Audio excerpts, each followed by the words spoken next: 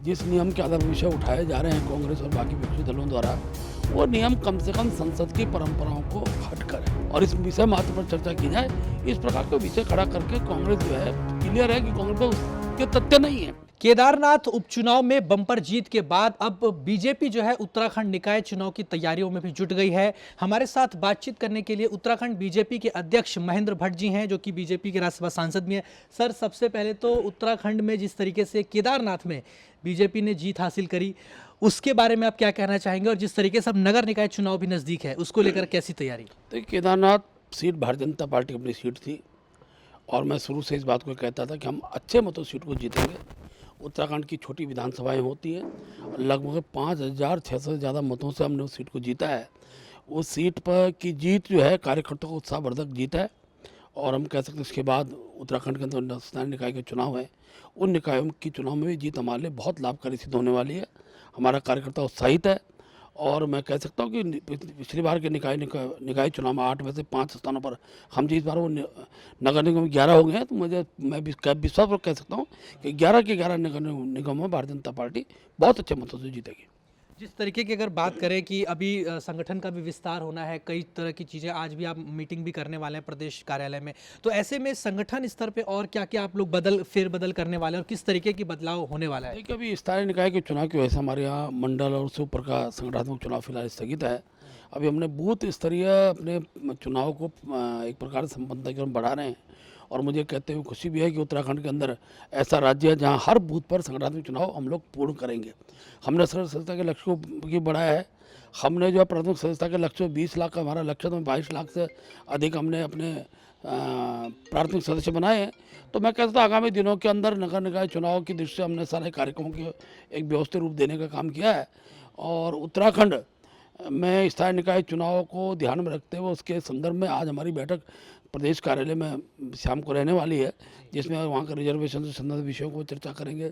प्रत्याशी के लिए हम जो पैनल की टोली जो पर्यवेक्षक हम भेजने वाले हैं उसमें हम चर्चा करेंगे।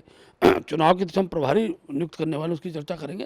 तो क्योंकि एक चुनाव का दूसरा चुनाव आ जाता है, भारतीय जनता पार्टी हर चुनाव के लिए अपने कार्यकर्ताओं की योजना के आधार पर, उनकी पद्धति के आधार पर चुनाव को लड़ते हैं। बूथ पर केंद्रित हमारी रचना होती है और वही आधार होता है कि हम पूरी सीटों को जीतते हैं।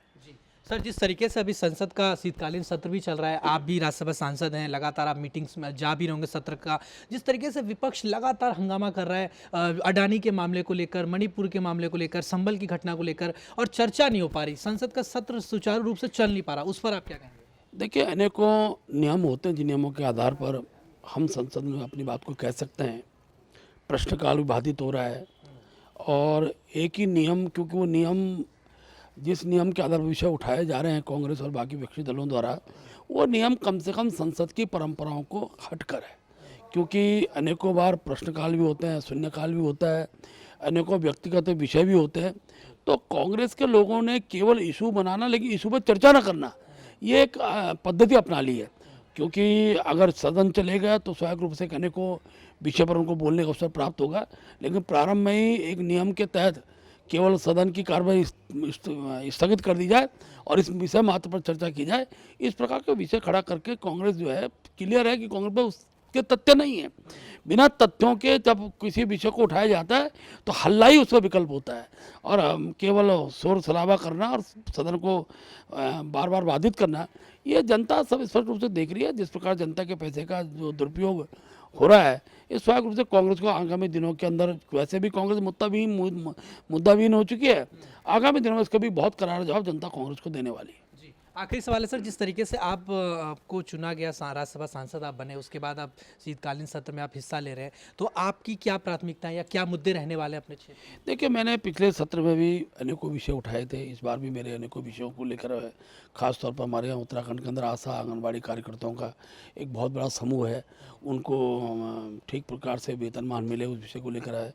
अनेकों क्षेत्र हमारे रेलवे कनेक्टिविटी छोटे हुए जहाँ रेल पहुँच चुकी है, लेकिन पूरे ज़िले समाहित नहीं है। खासतौर पर कह सकता हूँ ऋषिकेश देहरादून के बीच में रेल की कनेक्टिविटी नहीं है, देहरादून से विकासनगर के बीच नहीं है। इसी प्रकार से कोटद्वार से जोड़ते हुए रेल की कनेक्टिविटी जो होनी चाहिए, उसमें गुणात्मक सुधार की आवश्यकता है। ऐसे अनेकों विषय हैं जिन विषयों को मैं इस पार्लियामेंट के इस सत्र में मैं प्रयास कर रहा हूँ उठे, लेकिन जब सत्र सुचारू रूप से चलेगा तभी सब विषय निकल कर आएंगे। धन्यवाद सर आपका। तो ये हमने बातचीत किया उत्तराखंड बीजेपी के अध्यक्ष, जो कि साफ तौर पे बता रहे हैं कि किस तरह से बीजेपी अभी से तैयारियों में जुट गई है और इसको लेकर आज एक बड़ी बैठक भी करने वाले हैं। निश्चित तौर पर अब देखना ही होगा कि उपचुनाव में बीजेपी जिस तरीके से जीत हासिल की है, क्या ऐसे ही जीत नगर निकाय चुनाव में कर पाती है या फिर नहीं, ये देखने वाली बात होगी। वीडियो जर्नलिस्ट अमन्यु के साथ में हिमांशु दुबे, डेली 24 भारत, दिल्ली।